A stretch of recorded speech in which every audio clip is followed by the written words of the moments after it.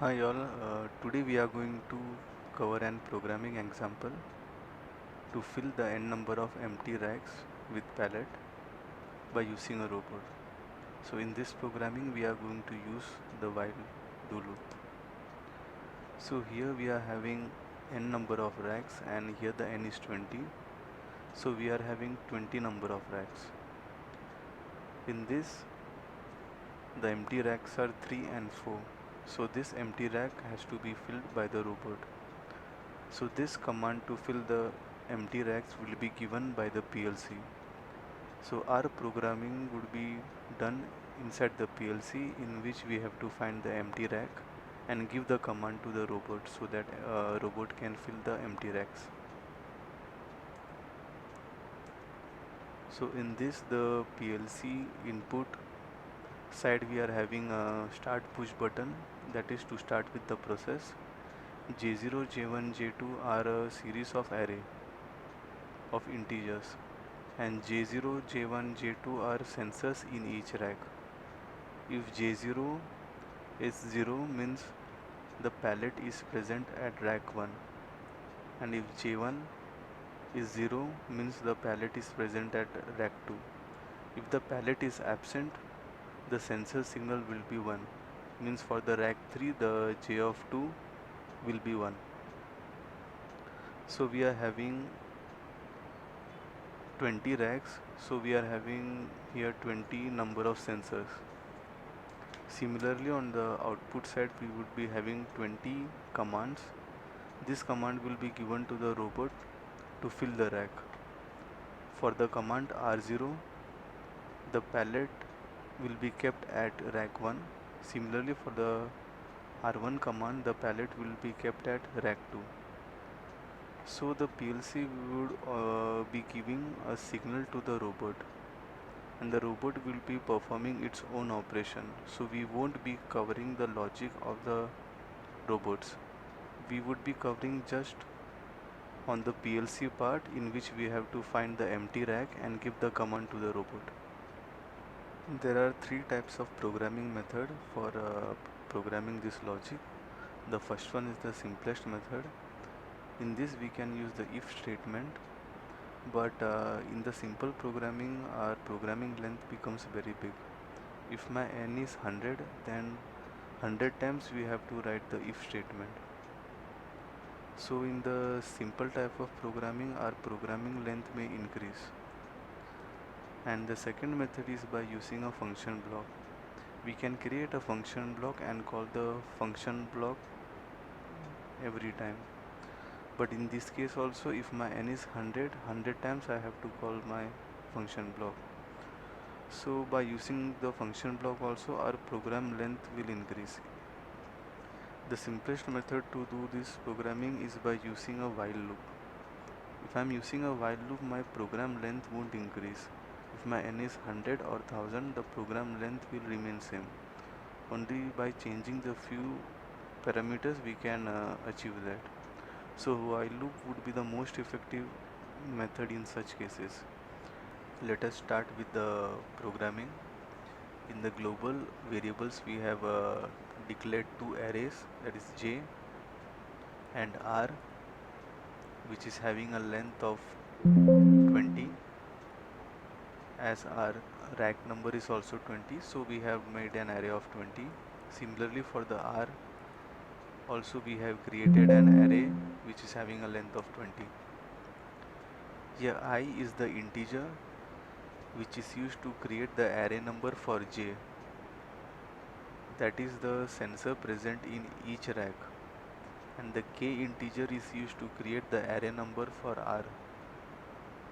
So the r is the output command from the PLC to the robot. Here the start push button is used to start our logic. So to save the time I have already wrote down the logic. So first we will simulate this logic.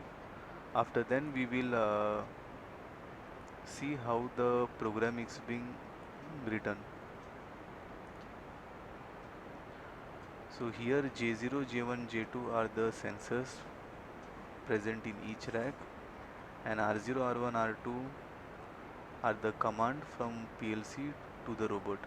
So to start with this process, first we have to make our start push button as 1, and if my pallet is absent at rack 3, that is J of 2, so the signal would be 1.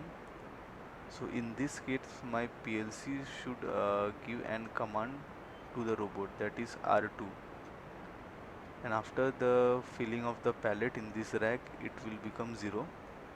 So at this time R2 must become 0, and say if my pallet R4 is empty, J4 is empty, at this time my R4 would be 1.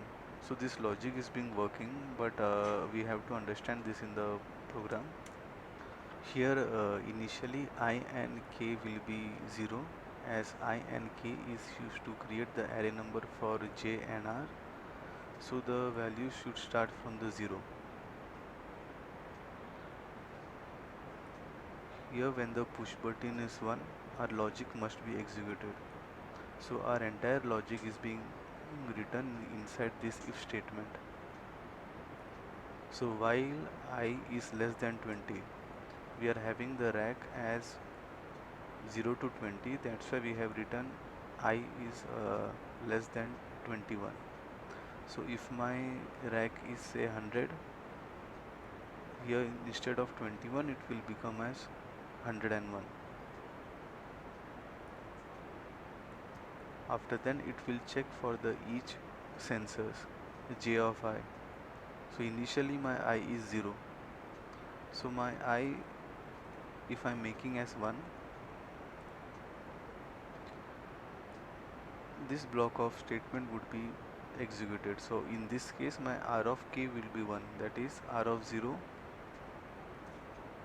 sorry, R of 0 will be 1. So once the pallet is being filled at J of 0, it will become 0 again. So at this time the else statement will be executed. So in this case the R of k will be 0, that is R of 0 will be 0, and my I, that is used to create the array number for the J, will be incremented by 1. So the next time my J of I will become as J of 1, that is the second sensor. So if this J of 1 is 1, R of 1 will be 1. So in this manner our I is being incremented every time when my pallet is present at the rack. So the while loop is being continuously monitoring the sensors J of 0, J of 1 and J of 2, and it's being generating the output to the robot. So the while loop is the easiest method when we are having such n number of racks or such n number of outputs input. So instead of making a programming in our simple or the function block method, we can write down this block of statements, and as the n number changes we can change our number over here. If I am having 1,000 racks, so in this case it will become as 1001, means instead of 21 it will come as 1001. So while loop is the most effective method for such cases.